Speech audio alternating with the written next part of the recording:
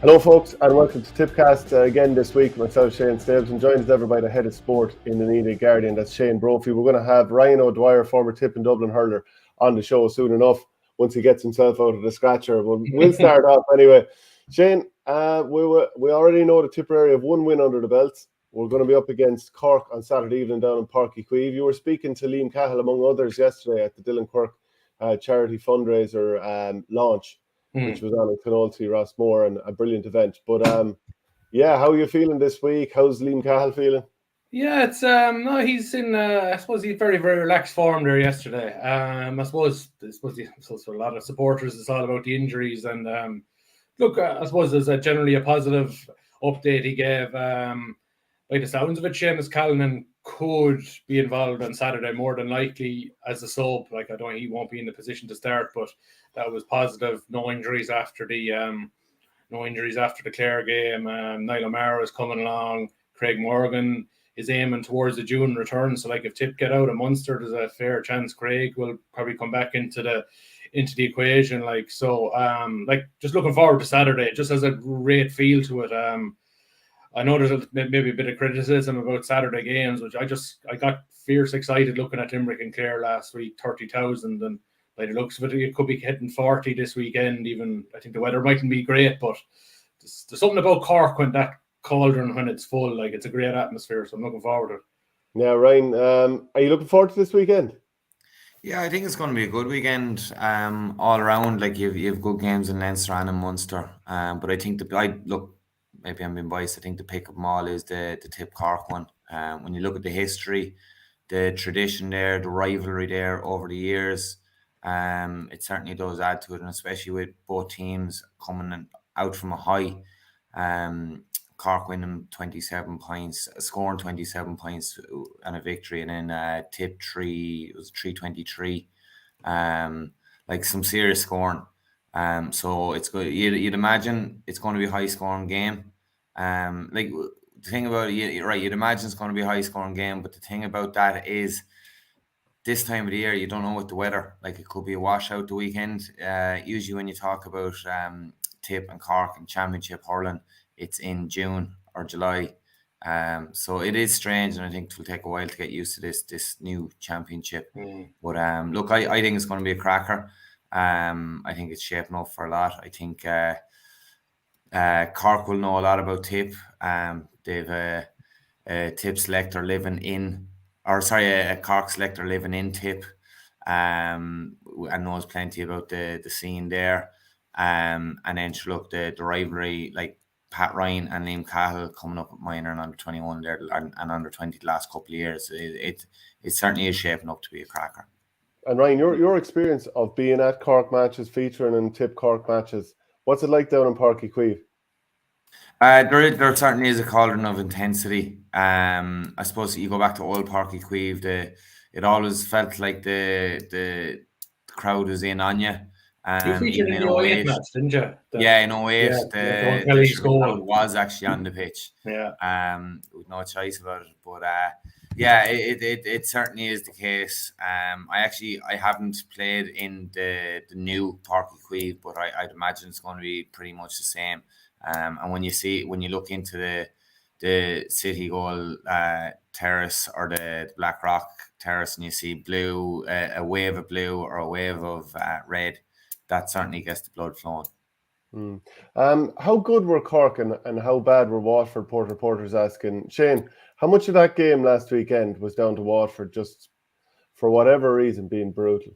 I think a fair chunk of it. I couldn't get over how flat they were in the first half. Now, like, we all knew Cork would be fresh and be eager, having come in off the bye, but like, even looking at Dara Fitzgibbon, like, getting, was it 8 possessions or 8 possessions in the first 10 minutes, 5 shots, 3 wides, 3 scores, 1 wide. Like, that shouldn't happen at senior intercounty hurling. Like, that for me said it all about Waterford just being a half yard off the pace right through. Like, and I suppose if we were from a Tipp Hata, you were kind of hoping maybe Cork would get more of a test, maybe a bit more energy drained out of them. But look, it actually worked out brilliantly for Cork.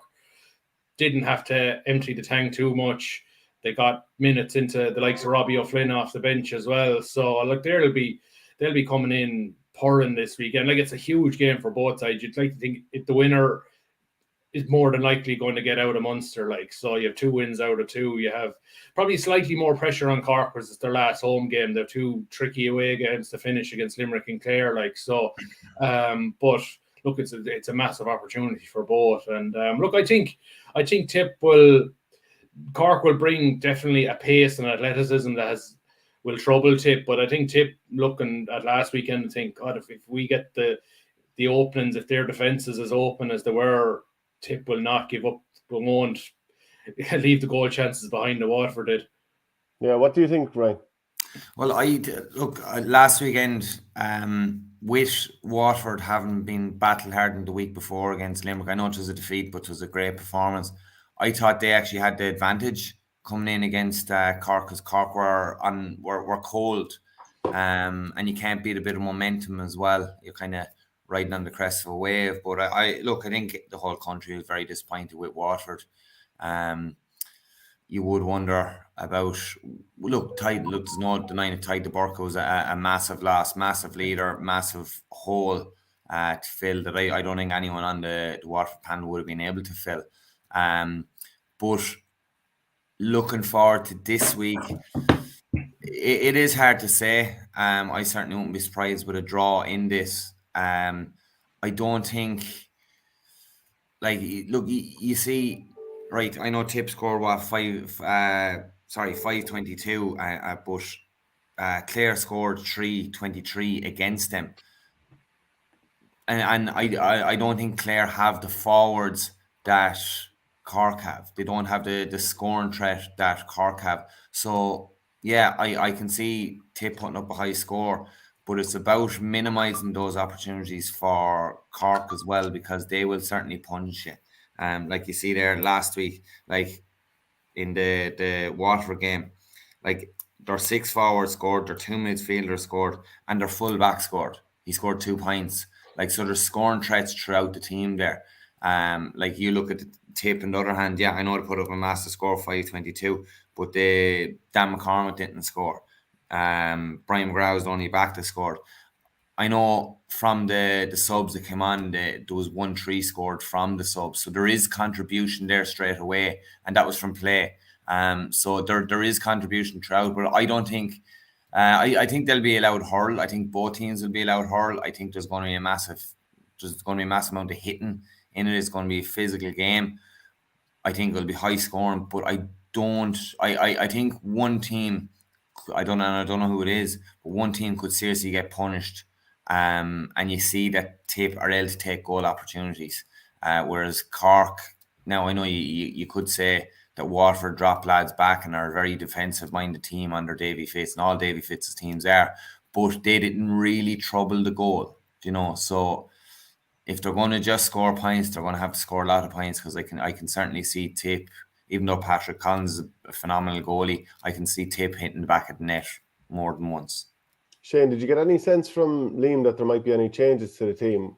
I mean, from my point of view, I'd like to see the energy of Conor Bowe and Mark Keogh starting. I know I've said that before. Maybe even move Seamus Kennedy to the backs to add a little bit more pace in there. So what sense did you get? I suppose we didn't delve too much into that. I suppose in my preview piece, I was trying to project what would happen. And I suppose, look, Liam has a lot of familiarity coming up against an awful lot of these Cork players, particularly, I suppose, that 2018 campaign where they overturned a 13-point Munster final defeat into an All-Ireland victory. And that Cork team had Dara Fitzgibbon and Mark Coleman and Robbie O'Flynn, and I think Decky Dalton was on that team as well. They had an awful lot of those guys that are still there. So look, he'll know a lot about maybe what makes them tick, maybe where their maybe strengths and weaknesses are. I suppose just trying to project maybe what could happen. I don't foresee too many changes. I maybe thought about maybe there might be just 2. I'm a big John McGrath fan, but I think maybe horses for courses. I'd love to see Mark Keogh start this game in beside Jake Morris, just that goal threat, just in from the start. I think we need a bit more athleticism, a small bit more legs against this Cork team in the forwards, and maybe Conor Stakelin coming in the middle of the field. I don't know whether it could be for Dan McCormick or maybe Dan could slide back to wing back and play the Brian McGrath. I'm just wary of. I think we need maybe a bit more energy in that area. But it all depends on what way.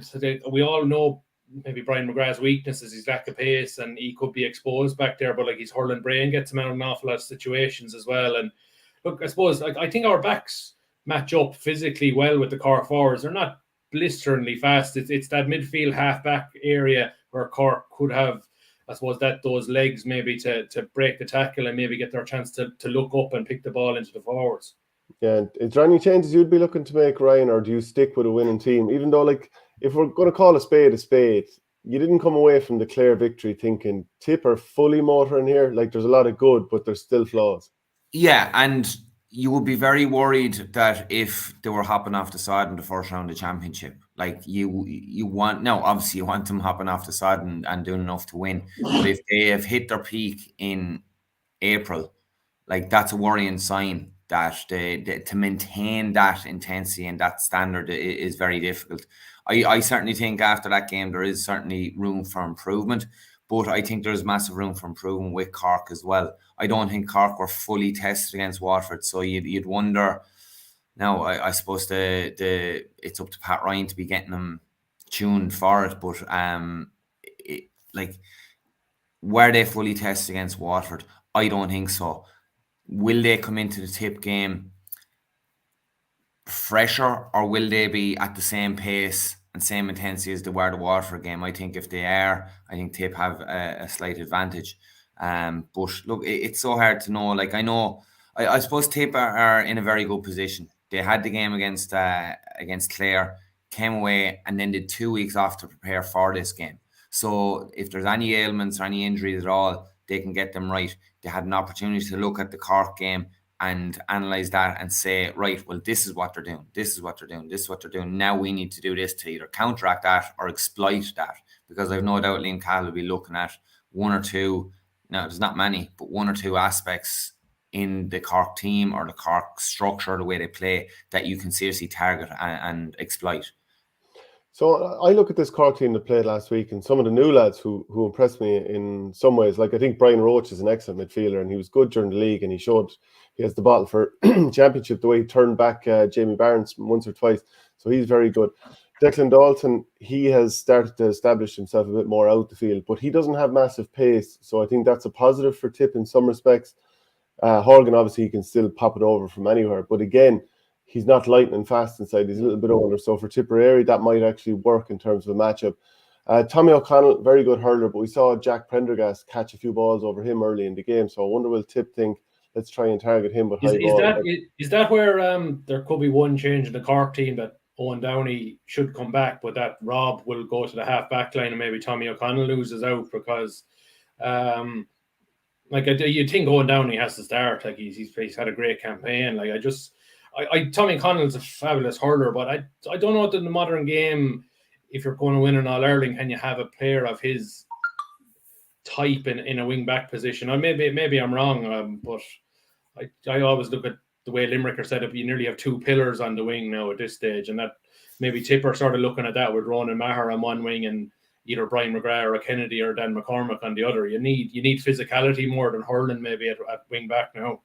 Yeah, if you're the game the other day, Niall O'Leary and Damien Cahalane were the ones closest to goal. I think Rob Downey tended, like, obviously he was wearing number 3, but he tended to follow further out the field, so he was out a nice bit.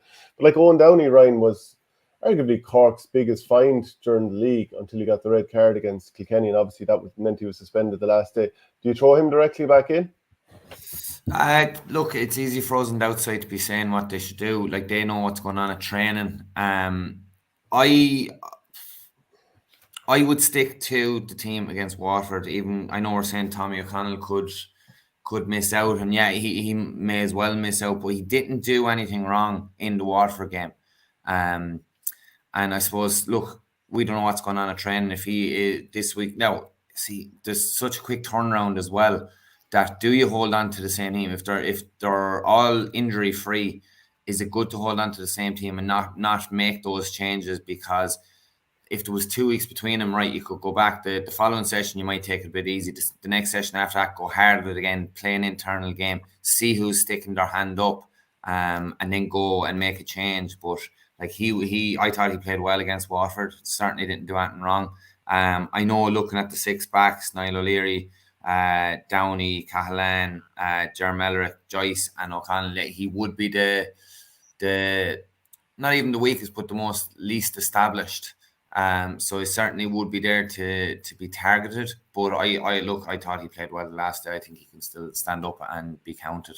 Just Ryan, how hard is it to refocus? Like you probably would have played maybe qualifiers and stuff over the years where you had to maybe turn around after 6 or 7 days for a new opponent. Like how mentally challenging is that, as well as physically? Well, probably the all of my time with Tipp and with Dublin, probably most similar to what this championship structure is like was in 2013 when we played Wexford in the first round. Lucky to come out with a draw. 6 days later, played against, or 6 or 7 days later, played against Wexford again. Won that. The following weekend, played against Kilkenny. The following weekend, played against Kilkenny in the replay, and then the following weekend, played against Galway. So it was 5 weeks in a row. Yeah. You're certainly riding the quest of a wave. Like it's momentum that carries you. You're just doing enough of training just to keep ticking over. There's no lung busting sessions or anything like that because you want to maintain the body. But I don't think it's about the quality of training or the intensity of training in those between the games. I think it's all about mentally focusing and being mentally fresh as well, because you can focus as much as you want, but you're just you're drained. It's about keeping the mind fresh. So I think the structure the way it is now, the championship structure the way it is, I think what's so important and what will be tested so much is depth of a panel, and also the mind games within the team. Not mind, that's the wrong word to use, mind games within the team. It's the how you keep focused and mentally switched on in those 4, 5, 6 weeks, whatever it is. Yeah, Shane, are there any Cork lads in particular that you're worried about here? I'm sure Darragh Fitzgibbon is the first name that's going to come out of your mouth. Yeah, I suppose he's fresh. Yeah, the midfield, I suppose, and as you say, Brian Roach was excellent. They're to look like they have match winners everywhere. Look, Hoggy can win a game on his own. Harnedy can have a big game. Dalton is physical. Like I suppose there's an awful lot of players that Cahill and Beavens have played against over the years from minor 20, and then now I suppose they'll know their strengths and weaknesses. So I think that's a positive in that respect. I suppose from a Tipp point of view, I'd just be fascinated to see how we approach it. Like I suppose maybe more the second half, maybe the last day. Like maybe you take the 3 goals that were handed to us in the first half against Clare. It wasn't a hectic performance. Like, but second half, Barry Hogan was able to be more pinpoint with his puck outs. Maybe there's a bit of championship first day out anxiety. Maybe just didn't take the risk, but definitely took more of a risk with the puck outs in the second half. And it certainly seemed to suit as we got, I suppose, quicker ball, better quality ball into the forward. So, and like I'd like to think we're going to get those opportunities to maybe go to our halfbacks or maybe go to our midfield with pinpoint puck outs and start our attacks from there. Ryan, like the way Tipperary had lost, was it 6 or 8 championship games in a row? 6 championship games in a row before winning the last day out. Like, confidence would have been somewhat brittle, I think, across the panel. So to come through a game against arguably the second best team in Ireland, I know we can argue that they're not, but arguably, I mean, how quickly can you turn confidence around now and Tipp start feel a bit, on a more solid footing? Well, I think the previous championships and all that, I don't think that comes into the equation. I think you look at the setup this year. There's a new setup. There's a new man in, a new message coming from the management team to the players. A lot of them have worked with Liam at underage, so there's certainly that continuity in one way, even though there's a gap in the middle there. They've had a very good league. I know it finished badly against Limerick, but they had a brilliant league. When you look at it overall, they found players, they got a structure of play. So it wasn't a surprise for me in any way at all, the performance the last day. And even moving into further into the championship, I think they're in a great position. I think they've in every single line.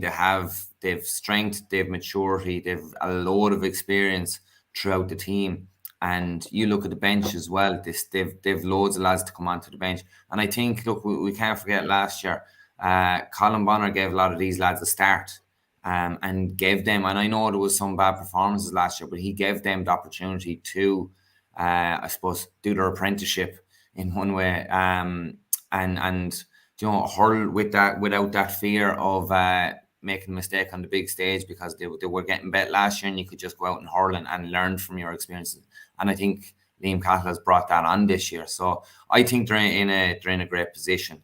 I think, is it possibly maybe a year or two too early? I possibly. I think it could be. But I certainly think they're the team that's there at the moment. They can certainly make an impact in this championship and possibly win some silverware. And Ryan, is there any players in particular you're worried about from a Cork point of view? Look, there's a few, but like you look at the matchups the last day that Tipp had against Limerick, I thought Cahill Barrett against Tony Kelly was phenomenal. So Cahill Barrett's going to take, looking at the Cork team, if there's no changes, you'd imagine. Like I think physically, and it was already said there, like the Cork forwards and the Tipp backs do match up well. Like physically, would you put Michael Breen on Shane Barrett? Would you push Cahill Barrett on Pat Horgan? Would you put him on Seamus Harnedy? I'd probably put him on Harnedy and match Ronan Maher up with Pat Horgan. So I think the matchups are very good for the Tipp backs. And then you look at the other end of the field, and there's certainly matchups there as well. I think they're a very even team.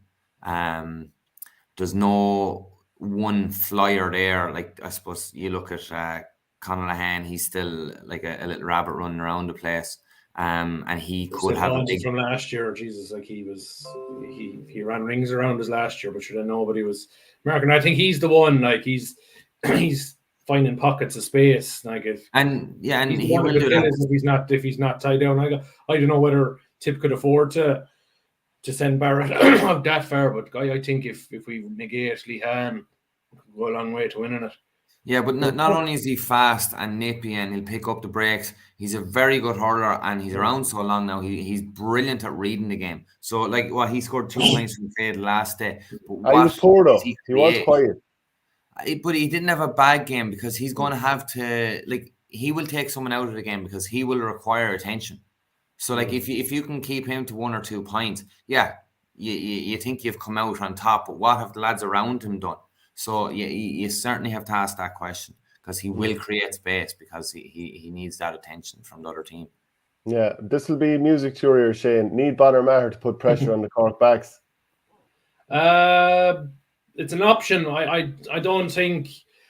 I personally see maybe Bonner being a better matchup against Limerick and Waterford. I do think maybe, at the side, repeat it, I think maybe Keogh and Conor Bowe probably just... I think they'd offer a better threat in terms of what maybe they could exploit from the Cork backs. Maybe I definitely think maybe as the game, maybe the last 20 minutes when the game breaks up and maybe lads are getting tired and tongues are starting to come out, that Bonner definitely has a part to play. But like I would have thought that was the case 2 weeks ago in Ennis, and then Sean Ryan gets sprung. Sean Ryan gets sprung and scores 1-1. So it just shows you that the depth of options Tipp have in the forwards, that, let's say, Bowe and Keogh and Sean Ryan were brought in the last day, and Bonner Maher didn't get a run, and Seamus Callan is to come back, and Niall O'Mara is to come back. Like, so, like, there's some, they have some serious, like, if there's not an almighty competition for places among the forwards at training, like, it's Tipp, they're not doing their job right. But like at the moment, like there's no doubt that there's an abundance of riches for the selectors to choose from. Ryan, just looking back at last weekend and Clare's victory over Limerick, what do you think that was more down to Clare? Like, Clare obviously have loads of quality, but are Limerick a little off it? Well, right, you look at it this way, right? I think Clare came out, they had nothing to lose. They knew that if they got bet, their championship was over, right? So, like a wounded dog with their back to the wall, they're only going one way, and that was forward. I think is there a sign of tiredness in Limerick? Some people are saying yes. I think they are doing now. They obviously want to win every game, but I think they're doing enough just to get through to the All Ireland stages. No, I think they'll get to a Leinster final, or sorry, a Munster final. I certainly think they will. Whether that's first or second, that remains to be seen. But they're doing enough just to get by. It might be an arrogant thing, but I suppose in their minds they feel they will be in the All Ireland Championship. But it's not like Leinster where you could nearly pick now who's going. You'll definitely pick two out of Leinster of who will be in the All Ireland Championship, and then that third place is up for grabs. Munster, it could be any of the five. Well, I suppose you look at Waterford now getting bet twice. It's going to be three out of the four teams left. So there might be a bit of arrogance, but you look at all the talk in Limerick. You saw, I'm paraphrasing this, but Tom Ryan there last week. Yeah. Sorry, I'm thinking Pat Ryan from Cork. Tom Ryan last week came out about how good Limerick were, and even though the players don't want to listen to the noise outside, there is a certain element of that going to come in, and you look at, if you were a Limerick player, you look at Clare getting bet by Tipp, conceding all those goals, and you are going into that game, and there could have been a bit of complacency there. I've no doubt about that, but they are definitely going to dust themselves off and go at this again. And there'll be a little bit of a wounded animal mentality with them now. So I certainly wouldn't want to be playing them in their next game, because it was like Derry in the Christie Ring. They went out, got bet in their first game, and then went out and absolutely hockeyed Sligo by, I think, 25 points or something, just because they felt, right, well, we need to right a few wrongs here. So I certainly think that's going to be a Limerick mentality, that they're going to blow everyone out. Well, they're going to blow the next team out of the water now. Which is Tipperary in 3 weeks' time, when they've had a nice bit of a chance to rest themselves. Brian Lohan said that the team had to be relentless to win that game. Shane, what was your view on it? Yeah, I thought they were full value for it. I think one point wasn't the flare reflection, and maybe the late goal put a gloss on it for Limerick in terms of it. But I thought Clare were tremendous. And then look, from Clare that they're the one team that have Limerick, what I said, have their number, but they know they haven't probably experienced a big blowout against them, like, whereas maybe Tipp have a couple of bad experiences, Cork, Waterford. Like, Clare have always been there or thereabouts to them, so like they had no inferiority complex as such, like, so. And look, having Davy Fitzgerald back was a huge boost in the middle of the field. Just the athleticism, the power, that stride, able to get forward and pick off points, like, so. And they got Tony Kelly a bit more into the game. I suppose the big thing for me, they got goal chances, and she's only for Nicky Quaid. It could have been an awful lot worse. So like, I think Clare in a great spot. I think Clare will get to the Munster final from here. I think they'll win their last two games. So I think they'll beat Waterford and they'll beat Cork. So I think they're in the box seat. So I just like the way they responded. Like, that was a big, like, 6-day turnaround after losing to Tipp. Like, their backs were to the wall, and I just thought it was a brilliant performance in terms of, like, it wasn't gung-ho or backs to the wall and maybe playing with a bit of abandon. They still played their style. They were still focused.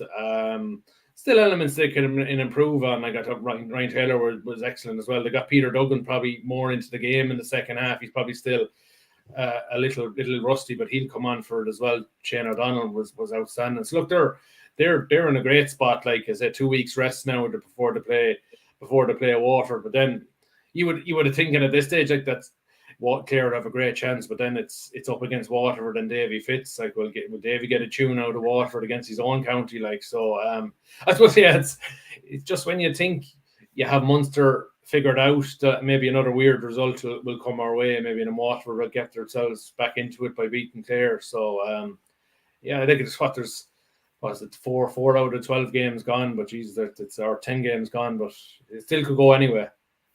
And Ryan, you're living up in Galway these days. Yeah, like a traveller now going around. What's the view in Galway of their team this year, and Henry Shefflin going down to Nolan Park getting a draw? And like, I don't know about you, but I found it very interesting, him kind of giving out to the referee about Galway or Kilkenny players jumping to the floor, and he's doing this at Nolan Park. What was your thoughts on it? Yeah, well, look, he is a passionate man, and as far as he's concerned, he doesn't like going up against Kilkenny, but as far as he's concerned, he is part of the Galway GA, and that's all that matters to him. Look, it's the same when he was playing, and he'd go out with Ballyhale, he's playing against Dixborough. He doesn't care about Dixborough, even though he plays with all those lads. He wanted his team to win, and he's the same up in Galway. He wants his team to win.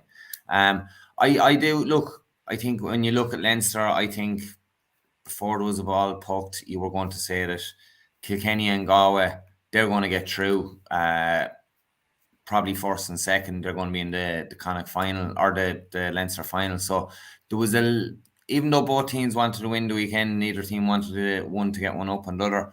I do think there was a little bit of shadow boxing in that both teams knew they were going to get well, maybe it's a cocky thing, I don't know, but both teams feel that they're going to get through. So possibly if all the draw goes away to suit this, like they play in the Leinster Championship, they play in the Leinster final, and then they could possibly play against each other in the All-Ireland Championship as well. So there is a lot still to play for there. I think the next day Kilkenny they're going to beat Dublin, they're going to beat Wexford. Galway are going to beat Dublin, going to beat Wexford. No disrespect to Westmeath or Antrim, they're going to beat them as well. So yeah, that's the Leinster final straight away. So I certainly think they were feeling each other out in Nolan Park the last day.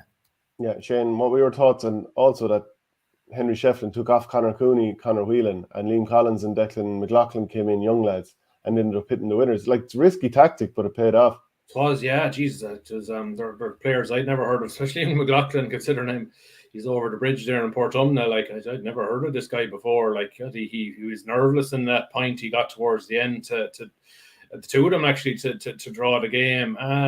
Yeah, it was. I don't know. It was I suppose a bit of a disappointing game. That's what the first thing for me was how poor the crowd was. You think this is the marquee game in the Leinster Championship, and they only got 12,000 people. It sort of annoys me when I see people say, "Oh, there's nothing at stake here. It's not fun." Like, can we not go and enjoy a game of hurling against two of the best teams in the country without it having been there's still bragging rights there. There's still and look, Kilkenny, they're a very proud hurling fraternity. They want those bragging rights. They want to say they're the best. So I agree with you. I think there was shadow box, but I certainly think both teams wanted to win. And they didn't want to give their full hand away. But yeah, like you're on about the crowd there, Shane. 12,000. Like, if someone had said 5, 6, even 10 years ago that you're going to have a Leinster Championship game and there's only going to be 12,000 at it, you'd be like, what? Okay, surely that game is between Laois and Westmeath, you know, not between Galway and Kilkenny. Like, so I certainly think, I think there's still a lot of questions to be asked. I know that this isn't what you want this program for. There's a lot of questions to be asked about the championship structure. Is it being started too early? Like, I'm sure a lot of people are looking at the weather saying, "Oh, what's it going to be like?" The ground still isn't. The ground isn't championship ground yet. Do you know? It doesn't have that bounce yet. The games week after week after week, we're going through a cost of living crisis at the moment. Do people have the money to be going across the country week after week after week to all these games? The games every week, it's great, but if the GA maybe drop the price of the tickets and take into consideration that if you want to go to every single game in Leinster, that's 5 games that you're going to go to. Well, if the tickets are €50 each, or maybe if you do maybe a package deal if you're a Tipp supporter, you get maybe the 4 matches for £100, like, or something like 20. Or I don't know. So I don't know what price the tickets are. Maybe four tickets for £50, like. So they're I remember when I was club secretary in Laura, like back 10, 15 years ago, there was loads of packages for the GA were very creative. You could bring buses of kids and stuff. Now it just and that's when there wasn't as many games. Yeah, but now is like those packages seem to be gone, and it's all just individual tickets now. And I don't know, there just needs to be a small bit more, as you say.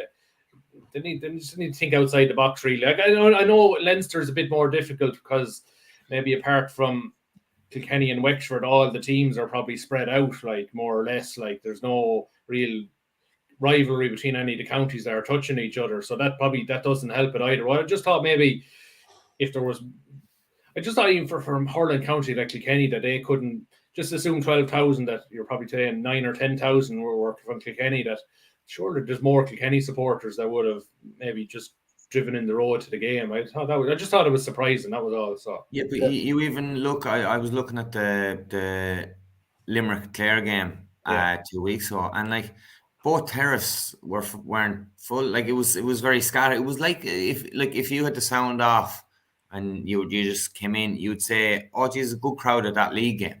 Yeah, Do you know, it was just. It is disappointing. I think more thought now. Whatever with the structure of the championship, the time of the year, I think certainly needs to be looked at. Maybe push back a week or 2 weeks, 3 weeks, maybe. But even look, there's a lot of things we could discuss here. Like you look at the weekend between hurling and football, it was like 15 games. Yeah. Like how are people going to really embrace that?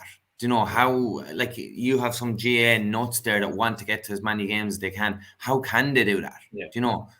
You might look at maybe having a game on a Friday night. Do you know? I don't know. I'm just spitballing here now, but like there is lots of things I think that the GA can do to address this, to address the size of the crowd, and to the experience of the fan going to it and make it more enticing. Yeah, look, I definitely think there's going to be teething issues with maybe the new GA Go thing, and like I'm sure it's like with doing the draw in GA Go yesterday. It's all about getting the word out, making it, I suppose, getting out in the public consciousness. Like I think definitely going forward, like we can't expect every game to be on TV, and I suppose that's the thing we get every weekend in social media. That why isn't this game on telly? Why, like, an RT can't show everything? Like they have.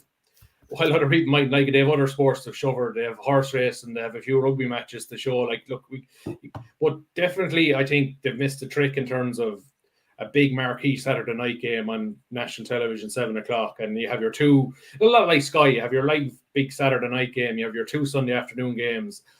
After that, I don't. If you want to maybe watch a game on GA Go at 2 or 3 o'clock on a Saturday, fine, that's your own business. But I do think that while the Saturday games will come later in the summer, I do think April and May, there's got to be a Saturday night game like last weekend, just to, and you can imagine maybe 6:30 next Saturday, RT2, Cork and Tipp is coming on the telly. You can't tell me the whole country, a lot of the country won't sit down and watch that, like, so.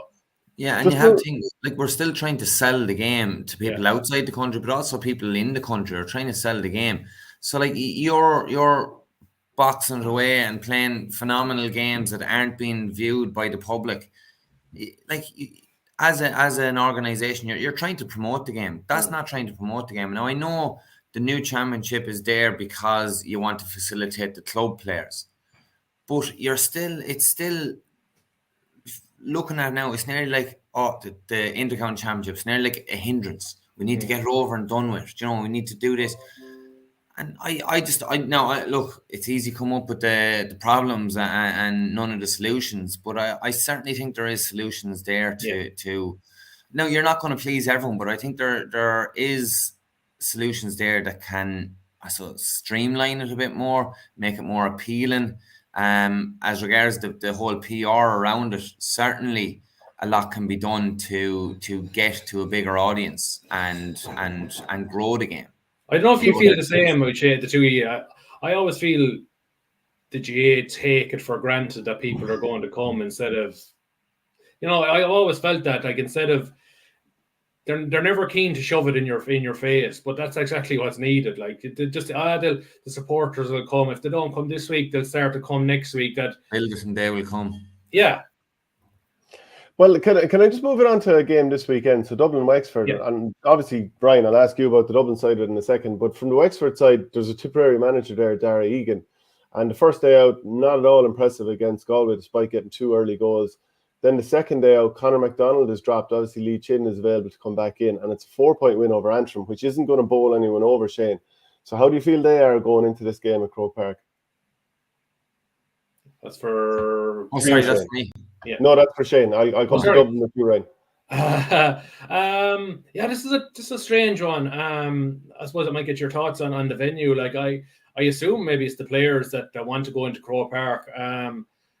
No, it's a strange one, and I'll let you comment on that later. But I don't know. Like both teams, like okay, Dublin they got the tune up against Antrim and Westmeath. I still don't know what to expect. Wexford still flattering. Like it's if you're going betting, you'd stay away from this one because it's not. I've no trust in either team yet, if you know what I mean. It's oh god, it's hard to know. Like I think both teams are sort of in limbo, but I think whoever wins this game could get an absolutely massive jolt of confidence. Yeah, right. So right. Yeah, look, I think both teams are. I suppose Wexford are further along the line, right? Dara came in last year, got to know what he has. This year is kind of putting it in place. Has realised the depth that he has this year with the hiding they got by Clare in the league, and then have responded from that. I think Dublin are very lucky. I think they went up to Antrim. Now, look, Corrigan Park is a horrible place to go for any team, but they went up to Antrim, very, very lucky to get out with a draw. They kind of, as the way the draw went, it was kind of nice that they had, no disrespect to Westmeath, but that they had Westmeath to, I suppose, regroup after that it wasn't against a Kilkenny or a Galway where the pressure was on straight away and it could ruin your confidence. I think Donoghue is in this year. I think, and not that you'd give a fella a year to find what he has and you're kind of leaving him off. Like you do want success, but I think he is still finding what he has. And you look at the players that they've lost, Keano Callan, Chris Cromie, Liam Rush, just the leader. I know he didn't play much last year with injury, but having his leadership around is going to be, or not around now, is going to be a massive loss. I think both teams, right, let's just put it this way, right? It's after being changed to Croke Park. I certainly think that's going to favour Wexford, right? I suppose they are more of a team because they've been playing together as a unit a little bit longer. Donoghue's after introducing a lot of new lads to the setup this year, and I think the big space of Croke Park will suit Wexford more. I certainly think the two teams are fragile at the moment, because look, Wexford getting bet against Galway and embarrassingly bet against Galway then the last day, getting over Antrim by was 4 points. And I know that they got over them, but that was down in Wexford. They should be winning them, especially when you look at the distance that Antrim had to travel. So it's going to be a very difficult game for both teams. I think both teams are going to be very, very cagey. I think there's going to be a lot of mistakes made on both teams, but I do think the open space of Croke Park will favour Wexford. I think what is also going to be a massive issue, like if you had the same game with the exact same crowd in Parnell Park, it would add to the intensity. There'd be a buzz around, there'd be a vibe around. You bring that crowd to Croke Park, it's open. It's like you hear, it's empty. Like you hear the ball being hit. You know, you can hear everything, and there's an echo to everything. It can be bleak there, when there's not much of a crowd. Like there could be 15,000 there, but you don't. And why have they changed it, Ryan? Do you think? I mean, obviously you've played for Dublin for a number of years. Your guess is as good as mine. Have Dublin Galway home or away at the very end? That's all up in Dublin. That's Croke Park as well. The Wexford game and the Galway game were changed to Croke Park. The only way I can think is that Donoghue wants to keep the game open and maybe the tighter confines of Parnell. I suppose Galway have physicality. Wexford like to play the ball through the lines. They're especially their maybe back. Their half-backs and midfield are a bit physical. Maybe he wants to open up the game rather than having it in the tighter confines. That's the only reason I can think. If it's open spaces and bigger confines, that will allow Wexford to work it through the lines that bit quicker, that bit easier. Whereas if it's, and especially like Parnell Park is not a nice place to go. Like I went there as a Tipp player and I hated the place. I hated it because it was in on top of you and the crowd were in on top of you. And if Dublin can get a bit of momentum, well then the crowd takes them there. Then when I switched to Dublin, I love playing Parnell Park, unless it was against Coola. I had a couple of wins against us. yeah, not enough, not when it mattered though. But so it is a strange decision bringing it to Croke Park. When I heard it, I got a message off an ex-Dublin hurler, a good friend of mine. I'm actually going to Bruce Springsteen with him on Friday. But has to be Niall Corcoran. No, not it's my other boyfriend. Dotsy. So like I got a message off him saying, "What do you make of this?" And I was like, "Jeez," I was surprised, and I was like, "What are they doing? Do you know what are they doing?" Because Parnell Park is Dublin hurling's home. Do you know? And you want to play at home. The lads train there. They know it. They don't train in Croke Park. A lot of them won't have played in Croke Park. Do you know? A lot of the younger panel, like there will be more of the Wexford lads that have played in Croke Park than the Dublin lads. So I don't think going to Croke Park is going to be an advantage for the Dubs. I certainly don't. And if anything, is to be a disadvantage. Okay, well, Ryan, look, you've been brilliant with your time. I'd say you have to get to school there, do you? Don't worry about that. All right, cheers. Look, we'll chat to you again soon. Cheers, Ryan. No bother. All right. All the best. Yeah. Okay, so Shane, then we've already talked about Dara Egan and the fact that their fortunes aren't exactly flying at the moment, that he's going to Croke Park. And last year they were hammered by the Dubs at Croke Park, but that was the Walsh Cup. So we've another Tipperary manager in Darren Gleeson, and he's going to be coming up against Kilkenny this weekend. And that's up in Corrigan Park, so at least they have the home advantage. And I was just looking at the last 3 years of league games where Antrim have played against Kilkenny, and they've lost by 10 points, 3 points, and 6 points.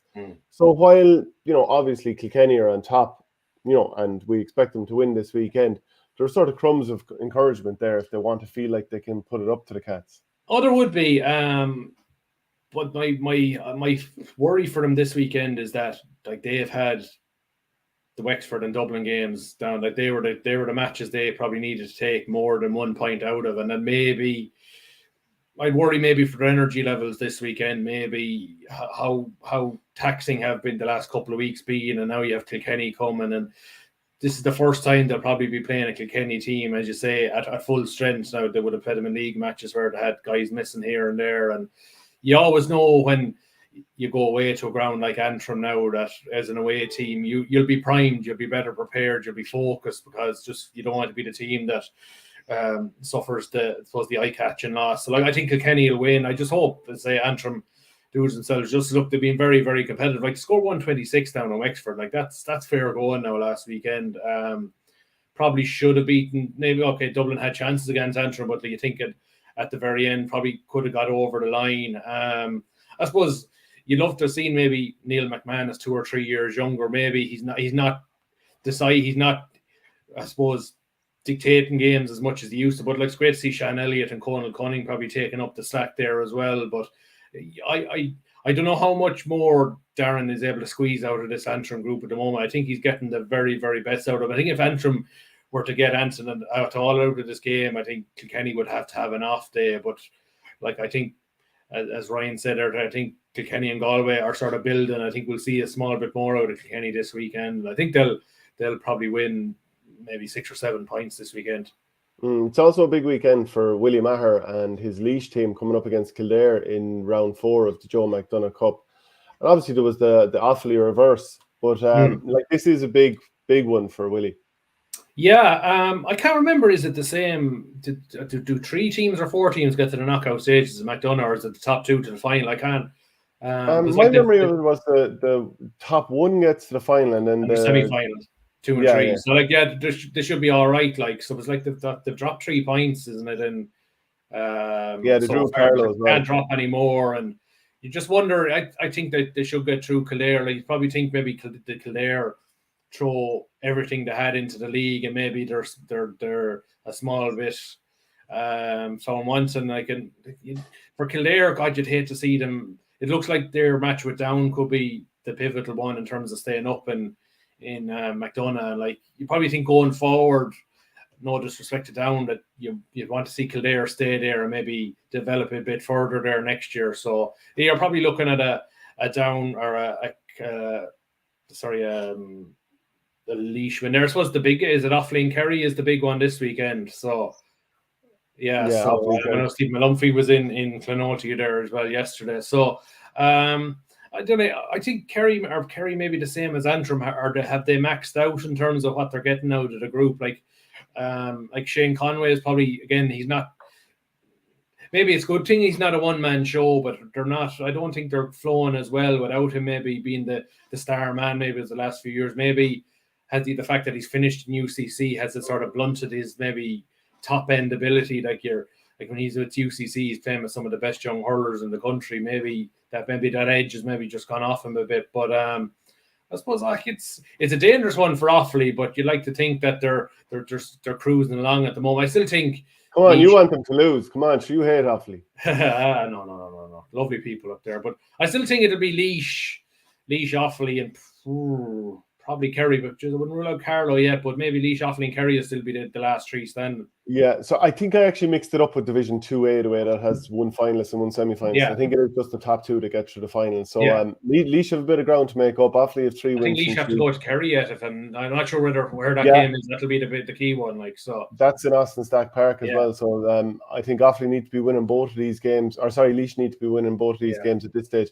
What about the Tipperary under-20s last Friday night getting the victory over Waterford? Like, Waterford didn't have the 2 Fitzgerald forwards or the Mark Fitzgerald defender as well. So, and they seriously troubled Tipperary at times. And Jack Toomey scored a couple of brilliant goals, including that backwards flick. Brilliant, wasn't it? Oh, Jesus, like that was brilliant stuff. Like, that's what you watch sport for, to see moments of ingenuity like that. But were you impressed by the performance in light of who Waterford were missing? Some elements, yeah. Look, 313 is a lot to concede, but look, 326 is a fair score. And like, I think some of those scores were got late on when the game was over. Yeah, but I definitely do, and I think we probably discussed it last week. I definitely think there was a continuation from the first 2 games where I thought we were taking too much out of the ball against Cork and Clare, and that since then in the Limerick game, and that we've definitely we're getting the ball into the inside, into the forwards quicker. Like, and I think it's definitely suiting the players we have. Like, okay, we don't have blindingly quick forwards, but we have very good stickmen, the Jack Leamys. I thought it was encouraged that Peter McGarry probably had his best game of the championship last Friday night as well. Like, so he's coming into a bit of form. I suppose shout out your own clubman Eddie Ryan. I thought he's dictating. I thought he'd centre forward, and he's covered an awful lot of ground. Like, he's back in the half back line, and I suppose personally, be encouraged looking at that going forward. Seeing a guy that's not scared, maybe drifting into pockets of space. Like, and you think it's brilliantly set up for the semi-final next Monday against Clare. Like, it was a draw a couple of weeks ago. Interesting to see if Adam Hogan plays. I think he probably will. Like, you're probably thinking at this stage with Clare, the seniors, Adam Hogan, Rory Hayes, are they much of a muchness, at this stage? Like, I know Adam, I need to hold my place in the senior team. As if you let Rory Hayes in, I mightn't get back in. But do you not think at this stage, maybe I know Brian Lohan's focus is on senior, but I think for the greater good, I might think maybe I should maybe let Adam back and go Rory Hayes. It'd be interesting to see what happens. Well, you know how selfish managers are. So yeah, they are, yeah. I suppose Paul Flanagan was the one to lose out the last day, so he'd probably be the one to come in this time. Hayes was. Yeah. So again, like Peter McGarry, he was excellent. He hit 1-4. Jack Leamy 2-6. 5 of those were frees. To be fair, Eddie Ryan with the 4. I thought he was excellent. And I love our two cornerbacks, Slattery and Shanahan. Really, the real Cathal Barrett type cornerbacks, getting out in front of the men, low center of gravity. Really, really, very, very, very good players. Yeah, and like Darrell Stakelum, I think he looks a senior player in the making, doesn't he? He's not flashy, but God, he just seems to do the basics right. Like, so as soon as the ball's in his hand, it's over the bar. Like, he doesn't mess around looking for the little touch or the little solo. It's just turn, bang, over the bar. Sean Kennelly as well. He looks like a player that will have the physicality that, assuming that the senior manager fancies him, that he would be able to step up in time. I think it's there's no doubt about it. Like, I just hope it'd be great. It'd be great if they were able to win, get to a Munster final, get another crack off Cork, and maybe redeem themselves as close to that.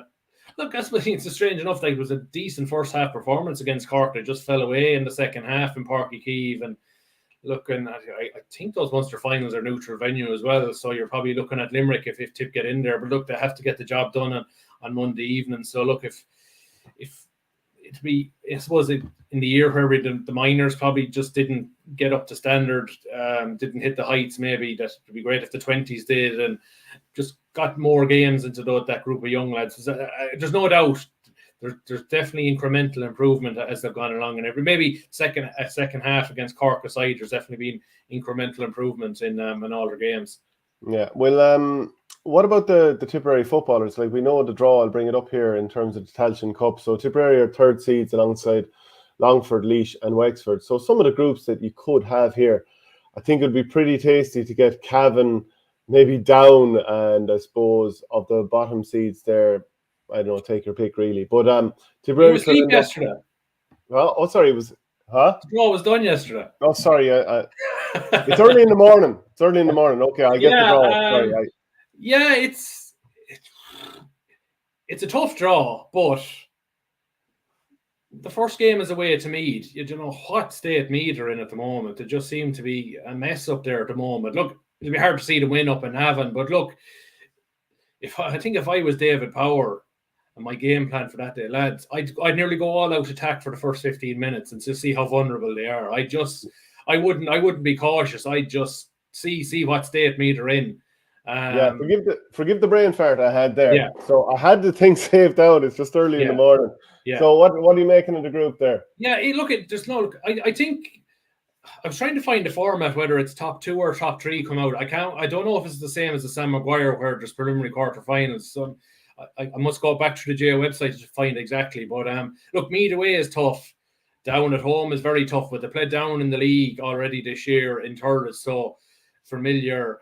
I suppose the thing for me in terms of some of the fixtures will be that Tipp Down game is on the same weekend as Tipp play Limerick and hurling. And I know the GA have sort of said that they're going to try and work as many double headers as possible. So will that game go into Semple Stadium at maybe a 1:45 on that Sunday? And then I'm looking at preliminary quarterfinals now, like out of this, and because New York is that. Okay, so that means I think only 3 out of the 4 third place teams come through, because I think one is to be kicked out to let New York in. So you have to guarantee yourself top 2 to be sure. But just saying. And then I was looking at the Waterford game. That's going to be a neutral venue game. So I think that's the same weekend as Cork and a potential Cork-Kerry game in the Sam Maguire in Páirc Uí Chaoimh. So I'm looking at maybe that being Tipp and Waterford going to Páirc Uí Chaoimh. So that'd be a great experience for both teams. Look, it's a tough draw, but look, you'd like to think Tipp minimum will finish in third place, get to a preliminary quarter final. I still think Meath are vulnerable. I'd love to see them just throw a curveball at Meath in the first 15-20 minutes just to see how vulnerable they are after that. There's like, sometimes after you lose a game, you think you circle the wagons, but something says to me that Meath should be one of the favourites for this Tailteann Cup. I'm not sure whether they're going to buy into it. Yeah, Stephen Poacher, former Roscommon and Carlow coach, was saying he doesn't see them getting to the final. To be honest, you wouldn't be shocked if Colin O'Rourke ended up the one-season manager here the way things are going. I could see probably, I'd see maybe a Down Cavan final or something like that. I do think I think maybe Cavan, after losing last year, will probably feel, okay, we'll go a step further and down. Okay, they got a bit of a doing off Armagh last weekend, but definitely they're probably, look, it's the first year manager, they're probably going in the right direction too. And then a final topic to touch on, unless there's something else you want to touch on. The Tipp ladies footballers came up a little bit short last weekend against Cork, despite 112 from Aisling Maloney, but Waterford are coming up next. Yeah, no, for some performance, great to see Aisling back to her best now. 112 out of 114. It's probably the concern that heavily reliant, but look, they're a team developing. I know maybe Cork weren't at full strength, but look, they were very, very competitive. So into Waterford next Sunday. I don't think there's a venue confirmed yet, but like a lot of this is just they're around Robin. They have carried in probably the form team in ladies football at the moment. So it's going to be tough, but it's all about building towards the All-Ireland group stage championships. And look, I still think realistically for Tipp this year, probably about staying up. If they could squeak into a quarter final, it'd be an excellent year. But look, no, they're definitely, Peter Creedon's getting a great tune out of this group. They're still a bit of experience at the top end. He's trying to bring through an awful lot of young girls as well. So it'd be another joust with Waterford. So it should be Waterford probably favourites, but should be a good game this weekend. So like, it's still an awful lot going on, like, which is great to see. Looking forward to Saturday night. You tipping down to Cork, or where are you heading for? I won't be able to make it down to that, so I'll probably go into Croke Park and then watch the Cork Tipp game on telly after it. But yeah, I'm buzzing for the matches this weekend. So much good stuff coming up. It's just it all comes at breakneck speed. But I thought it's strange. I mean, I think Munster have gone down the right road of splitting the two third round games. I think maybe Leinster could they have put one of their hurling matches, maybe put the Dublin Wexford match back to next week, maybe, when it's not like there's only one massive hurling game against there's only one hurling game the following weekend. Waterford and Clare. The Porter's question: if Tipp win against Cork, will home venue win it for Cork? I'm fairly sure finals are neutral venues. I just think it was semis that seeding would allow, but he could be right. About this weekend, though, will the home venue Páirc Uí Chaoimh this weekend win for Cork? Could well do. Well, I don't know. Sure, I think in Munster so far it's been 75% away wins. If you class Waterford, Thurles has been Waterford's home venue, so it just shows me. I don't know. I don't think, and I tip all our Tipp players will be very familiar from playing down there. So I think some venues have more home advantages than others. Maybe the likes of Ennis, like big, but then sometimes I think maybe Clare's home advantage is over baked. Was Tipp have won down there twice. Limerick went down there and got a draw last year. So I don't know if it's sometimes it can be made more than it is. I think, look, teams play each other so often in the league and championship. I think generally they're familiar with grounds anyway. So yeah, that's absolutely true. Well, look, that's it from the show this week. Don't forget to pick up a copy of the Nina Guardian. It's available locally there now. Shane, we'll chat again next week. Take her handy. Catch you then.